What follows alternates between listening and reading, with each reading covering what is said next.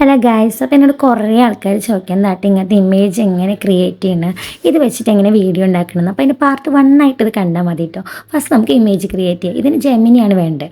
Gemini app നമ്മുടെ ഫോണിലില്ലെങ്കിൽ നമുക്കത് ഗൂഗിളിൽ പോയിട്ട് ജെമിനി എന്ന് അടിച്ച് കഴിഞ്ഞാൽ കിട്ടും കേട്ടോ. ഇത് ഞാൻ ചെയ്ത സ്റ്റഫാണ് കേട്ടോ. മൈ സ്റ്റഫ് എന്ന് പറഞ്ഞൊരു ഓപ്ഷൻ ഉണ്ട്, 3 ലൈനിൽ ക്ലിക്ക് ചെയ്താൽ അത് ചെന്നപ്പോൾ ഞാൻ ചെയ്തൊക്കെ കണ്ടു. അപ്പോൾ ഇതെങ്ങനെ പ്രോമറ്റ് ഇല്ലാതെ സിമ്പിളായിട്ട് ചെയ്യണത് നാട്ടി. ഇതാണ് ഞാൻ ലാസ്റ്റ് ക്രിയേറ്റ് ചെയ്യുന്ന ഇമേജ്. ഇതിൻ്റെ ബാലൻസായിട്ട് നമുക്കിങ്ങനെ വേണമെങ്കിൽ ക്രിയേറ്റ് ചെയ്ത് പോവാം.